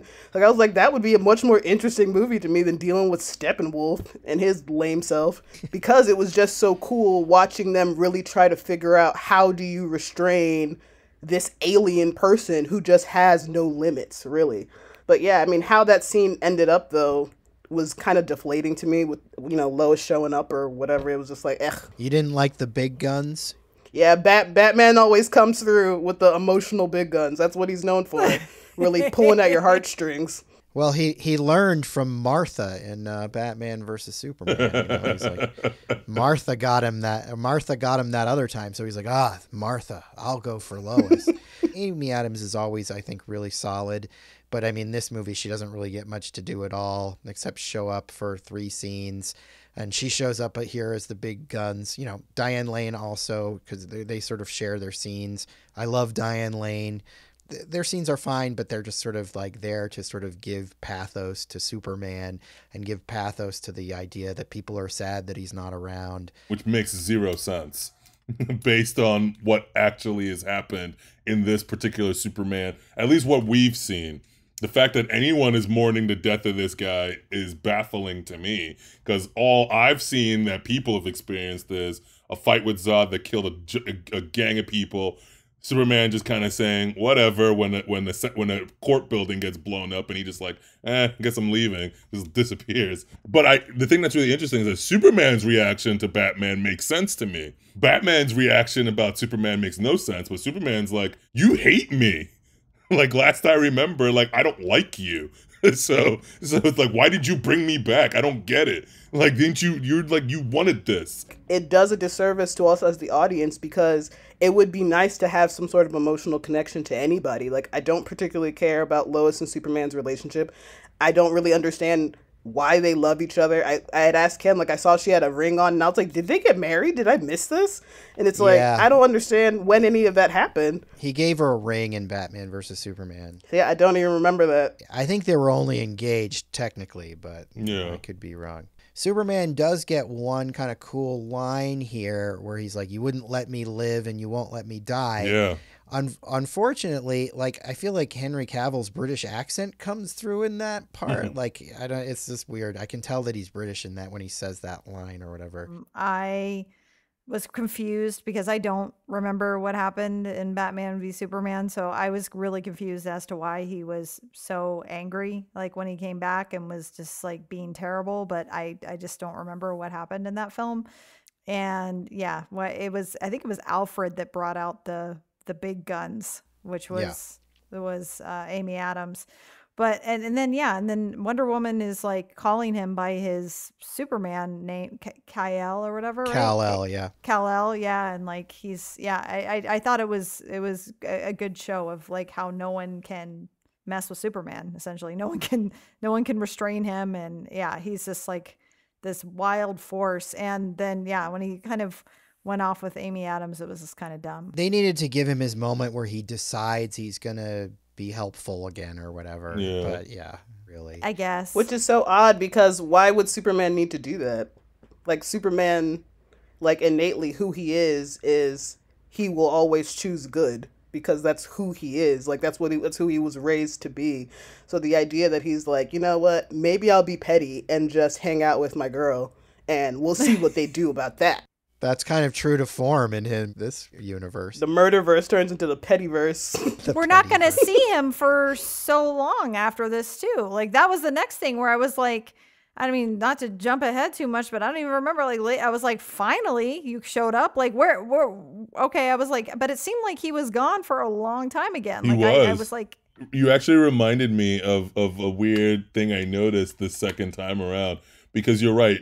Wonder Woman calls Superman Kal-El, but then when Amy Adams, Lois Lane comes, there's a cop like right behind her and she's like Clark and I'm just like, stop saying his name. Just put him on blast. It's like, just call him Superman. I was just like so confused of why Lois would be calling him Clark very loudly with all these police officers standing around. It's like, what are you doing? I know, on full blast. And then doesn't he end up killing one of those cops anyway or something with his like craziness is going on? Somebody's definitely dead. He lasered the cop car. If anybody's in there, they're very dead.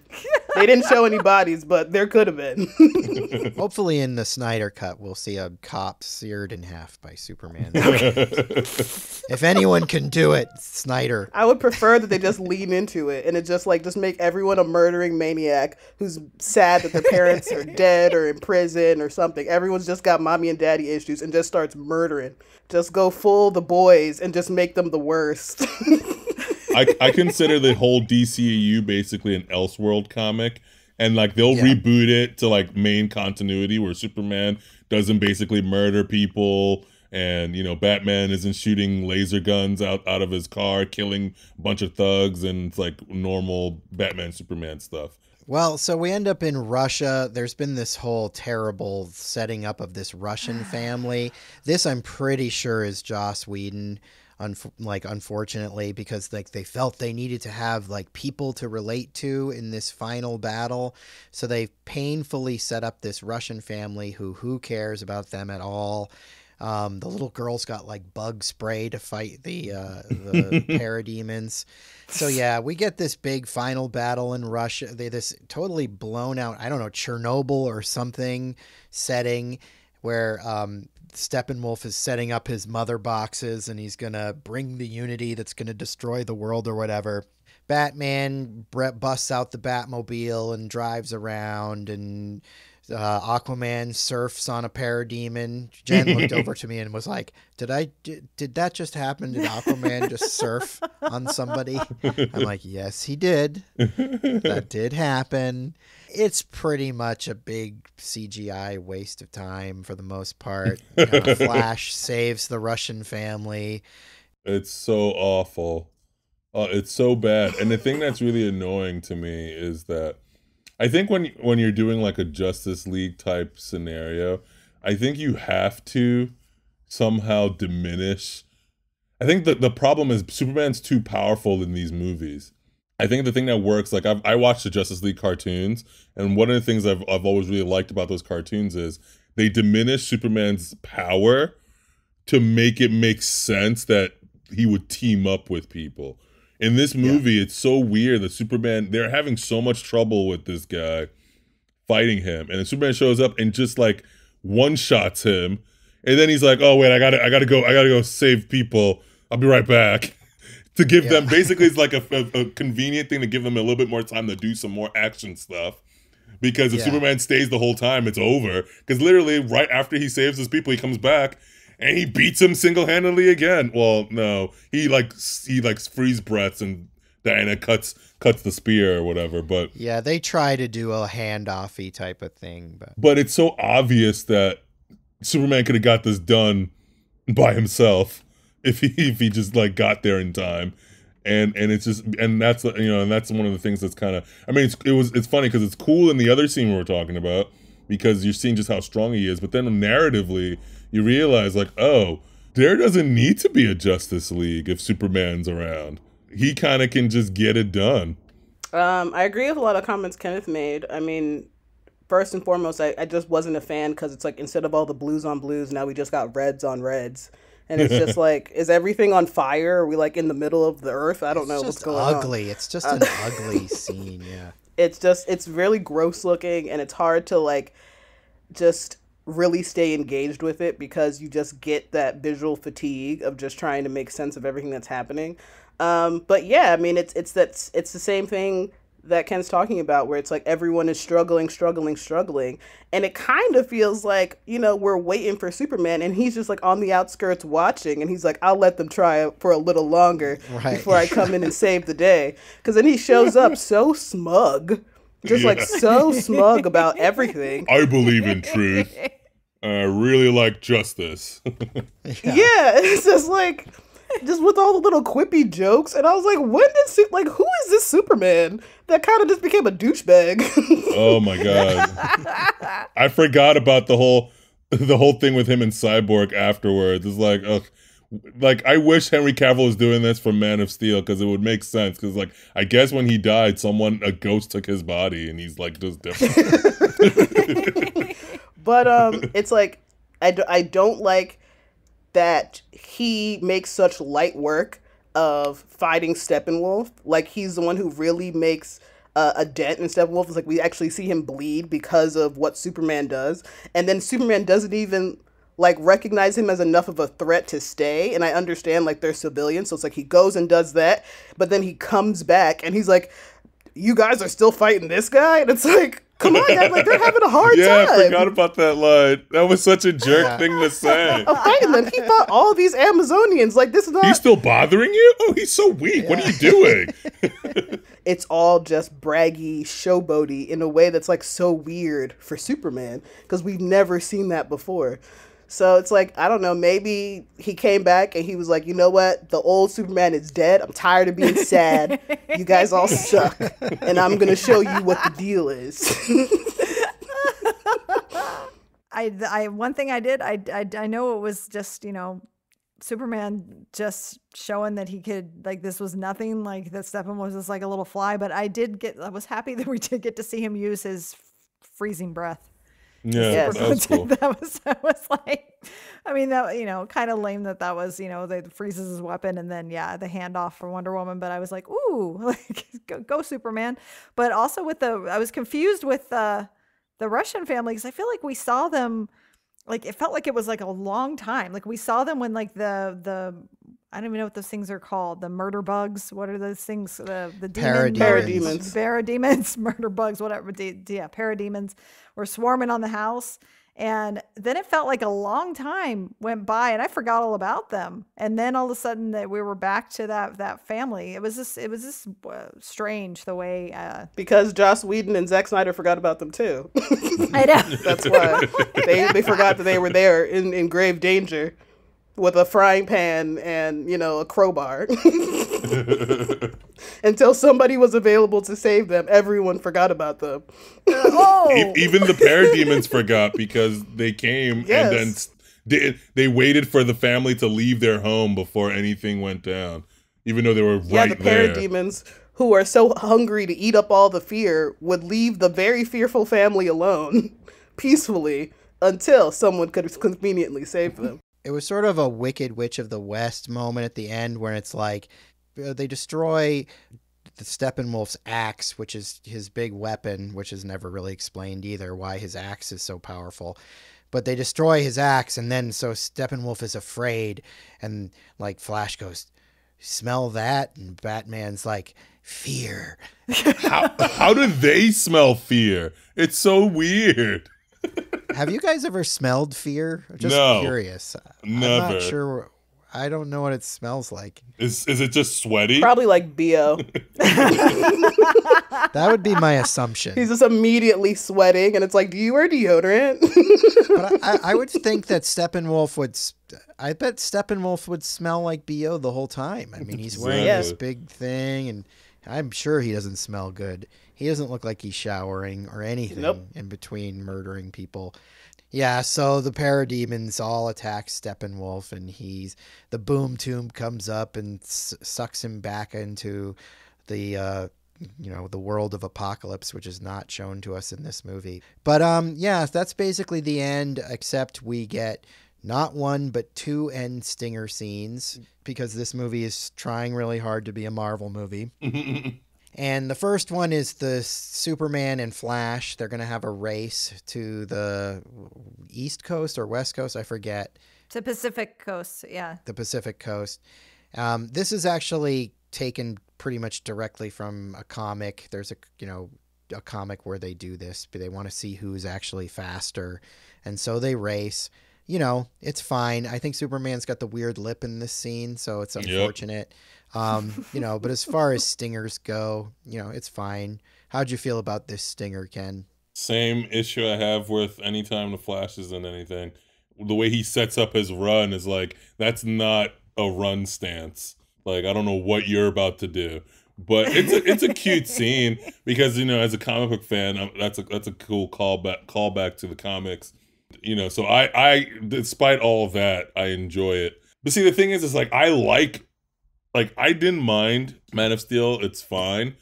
But like this Superman post coming, like getting resurrected and he's like in the fray, it's like, oh, okay, I'm starting to see like classic Superman stuff. And in that scene, he's like embodying that whole Superman vibe that you like it. And it feels so bittersweet because like I wish I had been seeing this from Man of Steel. But I've only gotten like, let's say 5 to 10 minutes of this guy. Like he's so like, he's so Superman-like with Ezra, with Flash, It's too little too late, especially if this is going to be the last we're going to get of Henry Cavill Superman. I was kind of indifferent about it. I think the thing with DC is that there are moments that I think they could really embrace some fan service, and I don't think they know how to.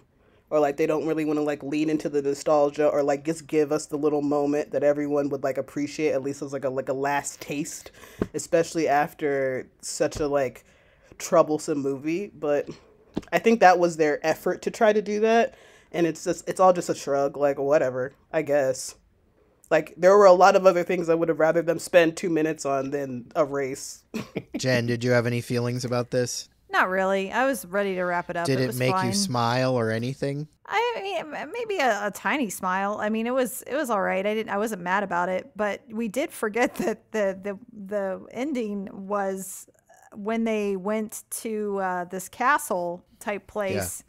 And it was Wonder Woman and Batman and Alfred, I think, right? Where they were like, we'll put a table right here that will fit 6. And then they were like, and Wonder Woman's like, and room for more. Like they were really setting this up that they were going to really have keep going with this. More Justice League. There were a lot of high hopes there.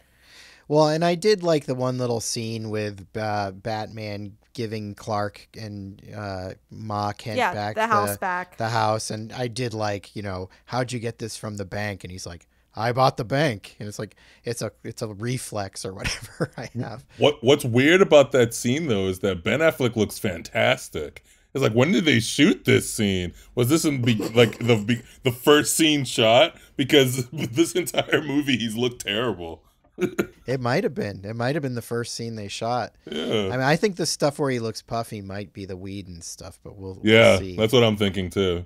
Well, you're supposed to believe that he looks so great because the love of his life, Superman, is now back in his life. And he's been in such deep grief this whole movie. He was able to stop eating drinking. his feelings and drinking whiskey, just waiting for the fateful moment when his favorite friend, Superman, would return. And now he's back, and he can help him, and the Martha that has survived is here. So he's happy, he's on a good diet, he's drinking plenty of water, getting lots of sleep. So, I mean, it makes total sense to me. And somebody else who's back at the very end of the movie, if you bothered to watch at the very, very end, is our good friend Lex Luthor, immortalized by Jesse Eisenberg in this scene where we find out Lex has escaped from prison, and he's on his sweet yacht, and he is visited by a character who Jen had no idea who he was, but it's the character of Deathstroke, who is like a famous assassin type villain. Weirdly enough, the inspiration for Deadpool, but like the serious version of like Deadpool. But yeah, there's just a scene where Deathstroke shows up on Lex Luthor's boat, and they're like, we need to start our own a league of our own. I have to say, I love that scene. I think that scene is super awesome. I hate Jesse Eisenberg's Lex Luthor, but at the very least, at least he looks kind of like the guy with the bald head. But what I love is Deathstroke. That is so comics accurate. It was kind of It was kind of eerie. I was like, oh, and it's the same thing, because I think when I had first seen that scene, a couple months later, I think there was the release of like Ben Affleck's solo Batman movie where Deathstroke was going to be the main bad guy. And I was like, oh my God, I can't wait to watch that movie, because it's like, it's two guys who can just get down and dirty, street fight style, hand-to-hand combat. It's going to be amazing. But like with DC, there's so many promises, there's so many, room for mores that will never happen.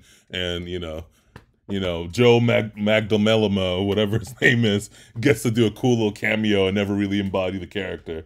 I do like Joe, whatever his last name is, as Deathstroke. I think it's Manganiello. Manganiello. I call him Joe Magnamo. But so we got it. I really don't like Jesse Eisenberg as Lex Luthor. Like, he just irritates me. He's very punchable. And I feel like they do a disservice to Lex Luthor, because like Lex Luthor is a cool character, and they kind of just make him very petulant and gross. So, I mean, I'm 50-50 with it. It's like, it's engaging. It's like kind of like how Ken was talking about. It's like it's setting up something that would have been really interesting if, DC could get it together and follow through with these breadcrumbs they drop. I mean, I think it actually served something as opposed to the other after credit scene. It pushes the story forward. It piques your interest in a way.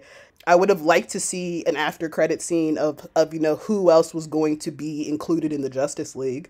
Some little snippet of who that was, like whether that was Green Lantern. Yeah, it could be Green Lantern, or what's the alien guy I like, Ken? The green guy? Martian Manhunter. Martian Manhunter. Or something like that, like somebody really cool and who like no one really talks about when it comes to this DC universe. Like, that would have been nice. You know who doesn't share your hatred of Jesse Eisenberg, Lex Luthor? Jen Yarbrough. I don't hate him, and I won't hold it against you. I was sitting here thinking, and I was like, I wasn't gonna let you off the hook. I was not gonna let you off the hook. I know. I was like, is he gonna ask me? He's gonna ask me. No, I was just sitting here thinking. I was like, Batman versus Superman. I need to be clear on this, because it wasn't the entire movie that I hated. It was just that the battle with the I don't even remember what the villain's name is in that. Doomsday.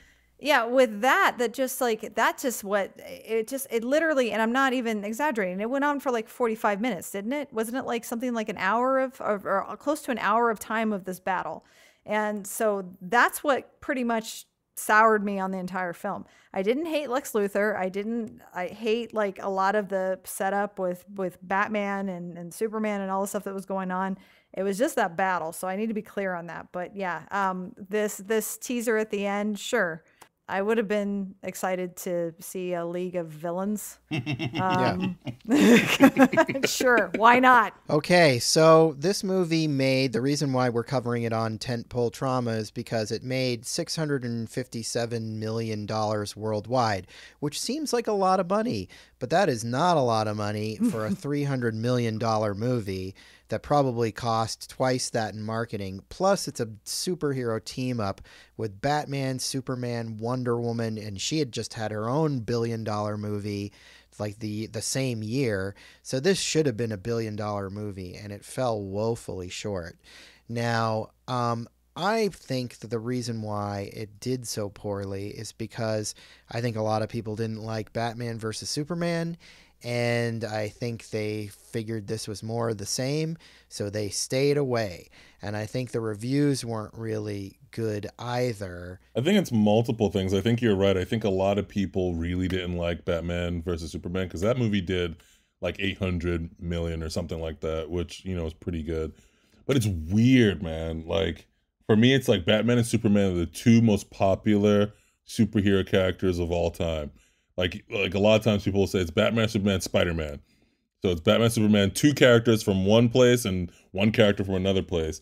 And you put those two characters in a movie and it doesn't make $3 billion. It's kind of insane to me. I think you're right. Like, no one really liked, I mean, a lot of people were disappointed by Batman versus Superman. And I think the public, the issues of the filming were so public for everyone to see, the switching of directors, and there was just so many leaks about how things were kind of just a mess. And then I remember like people did like an early screening and people just ripped it apart. I think people don't like the murderverse. And I think they want something more uplifting, like this tone of being serious, but just actually uplifting and actually fun. I think I have what I think is a pretty common thought is because they hadn't earned it. They hadn't earned anybody caring enough. And I remember the marketing for Justice League. It was like, Like, I mean, I went because we always watch these movies. And I think it only made as much money as it did because there are a lot of people who always will go and watch these movies regardless because they want to see them in theaters. But, I mean, I didn't care. I mean, literally, like Jen was saying earlier, Flash could have been crazy and just murdered everybody, and I would have been like, that makes sense. Everybody just got, I guess everyone's dead now. Superman died, Batman died, like, I guess. And there would have not been a tear shed. I would have shrugged and left and been like, okay, anyway. And that's it. And it's like, and you compare it to something like any of the Avengers movies, like Infinity War, Endgame, whatever, and there's so much emotional weight. They hadn't earned any of it for anybody who was half in to take a chance and watch it just to see what they could have done. What's interesting is because I had a different order of seeing things because I waited to see it until today. I got to see Aquaman and I got to see 2 Wonder Woman movies before seeing this. So it's like I was a little more invested, even though it's tonally weird. I still feel like there was not enough about Cyborg or about Steppenwolf or, just a lot of just questions and maybe in the 4-hour Snyder cut it will be answered. But yeah, it's just, not to jump ahead, but I mean, with everything that we've said, I think because of the way I saw it, I didn't hate this movie. So my final question I'm going to ask is, do you think that the Snyder cut that's coming out at the end of the week will be better than this? I'm going to venture a guess and say this. I do think it will be better because I think it will flesh out a lot of things like we talked about the Cyborg storyline. I think that it will at least feel more epic. There'll be more to it. And I think that it'll be more true to what it originally was intended to be, which I think just by virtue of that will sort of make it a better piece of art on its own.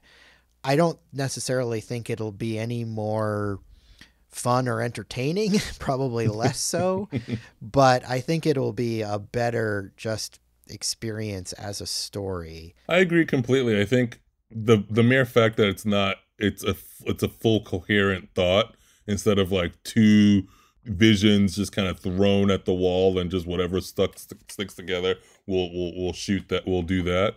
I think by just that mere fact that it's one idea, one vision, one succinct tone will make it a better movie. I don't know if it'll be like more fun, like you said. I don't know if it'll be. I don't know, but I'm glad that I get to see what the original intention was. I think something about that, because of how this whole thing went down with his daughter and how the movie turned out, I think there's something gratifying about, all right, now we get to actually watch what the movie he was actually trying to make. Well, and I think it's sort of interesting the way the narrative has sort of changed around it, because I think back in 2017, people were so burned out on Batman versus Superman that nobody would have been hyped for this to be just the Zack Snyder Justice League. Yeah. But I think now, because this came out and people were like, well, that wasn't any good, they're like, you know what? I think I might actually like the Zack Snyder version better. But Chrystal, how do you feel about seeing this Snyder cut?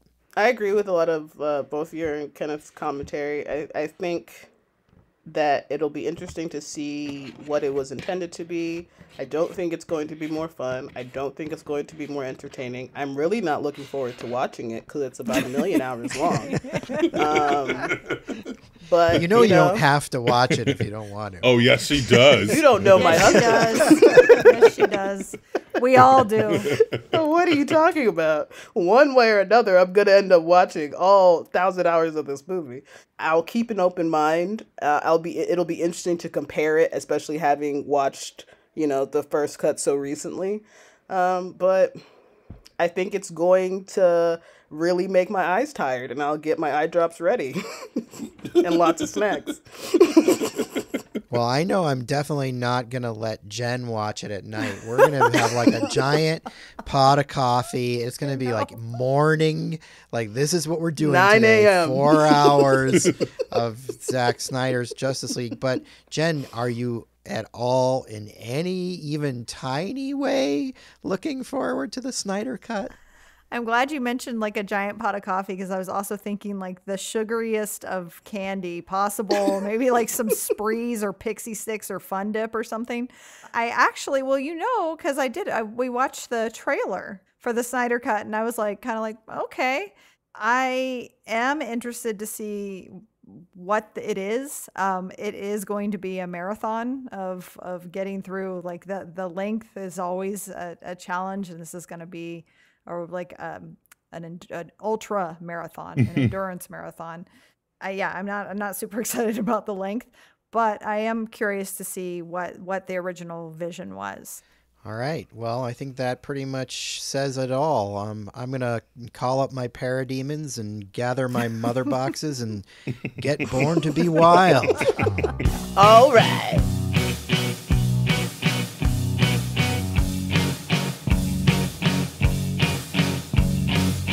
That about does it today for Tentpole Trauma.